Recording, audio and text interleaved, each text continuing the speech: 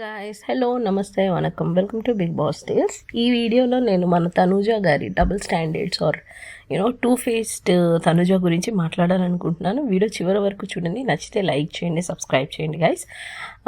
ఇందులో ఎందుకు తను డబుల్ ఫేస్ టూ స్టాండర్డ్స్ అంటానంటే, ఆ అమ్మాయి పైకి ఒకటి చెప్తుంది, లోపల ఒకటి చెప్తుంది. ఎగ్జాంపుల్, తను వంట చేసేటప్పుడు శ్రీజ వాళ్ళు నామినేట్ చేశారు, మీరు చిరాకు పడుతూ నామినేట్ చేస్తున్నారు, కరెక్ట్గా చిరాకు పడుతూ వంట చేస్తున్నారు, మీరు హ్యాపీగా చేయట్లేదు, అలా చేసేటప్పుడు తినాలనిపించదు అని నామినేట్ చేస్తారు. అప్పుడు తను ఏడ్చిన ఏడుపుకి అందరూ తనూజకి ఫ్యాన్స్ అయిపోయి తనూజకి తెగ సపోర్ట్ చేసేసారనమాట.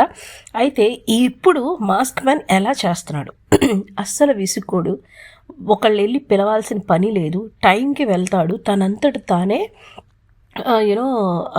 వాళ్ళని అడిగి ఏం చేయాలో తను ఎగ్జాక్ట్గా అలా చేస్తాడు. సో ఎక్కడ తన ఫేస్లో ఒక ఇరిటేషన్, చిరాకు రాదు. వాళ్ళే అనుకుంటున్నారు ఆయన చాలా బాగా చేస్తున్నాడు అని చెప్పి వాళ్ళే పొగుడుతున్నారు అనమాట. సో అలా ఒక మగ మనిషి అయినా సరే ఆయన ఎంత బాగా చేస్తున్నాడు, తనుజలో లేనిది ఏంటి, ఏదో నేను ప్రేమగా చేసి పెడుతున్నానని పైకి చెప్పడమే తప్పితే తను ఎప్పుడు తిట్టుకుంటూనే చేసేది.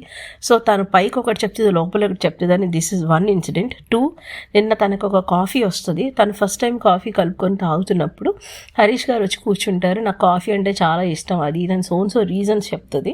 అప్పుడు హరీష్ గారితో అంటది అనమాట, భరణి గారు నన్ను కాఫీ అడిగారు, బట్ నాకు షేర్ చేసుకోవడం ఇష్టం లేదు అంటది. విదిన్ ఫ్యూ సెకండ్సే మళ్ళీ తనకి తనే కాంట్రడిక్ట్ చేసుకుంటూ నాన్న ఇదిగో కాఫీ అని ఇస్తుంది. సో తనకి కొన్ని నచ్చని పనులు కూడా కెమెరా కోసం చేస్తుంది అని నాకు అనిపిస్తుంది.